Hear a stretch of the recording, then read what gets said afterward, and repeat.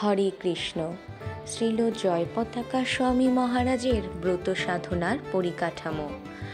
শিষ্য ও ভক্তরূপে ব্রত সাধনার পরিকাঠামোতে তিনি উল্লেখ করেছেন: ১. ১৬ মালা হরিনাম জপ, শাস্ত্র পাঠ ও শ্রীল প্রভুপাদের আদেশ অনুসরণ। ২.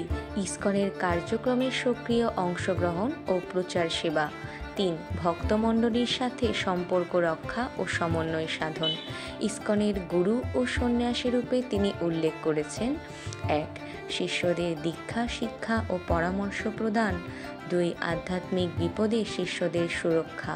৩. সন্ন্যাস আশ্রমে আগ্রহীদের প্রশিক্ষণ ও বিশ্বব্যাপী প্রচার কার্য। জিবিসি সদস্যরূপে তিনি উল্লেখ করেছেন: বৈশ্বিক সভা ও আলোচনায় অংশগ্রহণ। ২. ইস্কনের সাংগঠনিক, প্রশাসনিক ও আঞ্চলিক সিদ্ধান্ত গ্রহণ। ৩.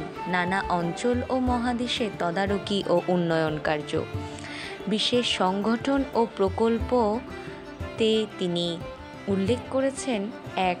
নবদ্বীপ মণ্ডল পরিক্রমা ১৯৯২ থেকে, ভক্তদের আধ্যাত্মিক উন্নতির এক বিশিষ্ট উদ্যোগ। ২.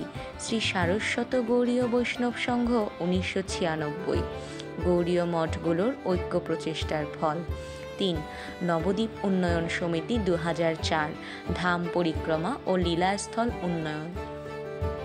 মায়াপুর চন্দ্রোদয় মন্দির উন্নয়ন। বিভিন্ন ট্রাস্ট ও বিভাগীয় প্রধান রূপে দায়ভার গ্রহণ। ব্যক্তিগত অনুভব ও বিবৃতিতে তিনি বলেছেন: শ্রীল জয়পতাকা মহারাজ নিজেকে এক দীন অকিঞ্চন আত্মারূপে অভিহিত করেন, যিনি শ্রীল প্রভুপাদের কৃপায় কৃষ্ণ সেবায় নিয়োজিত। পূর্বজীবনে ধনী পরিবারের সন্তান হয়েও প্রকৃত সুখের অভাব ছিল।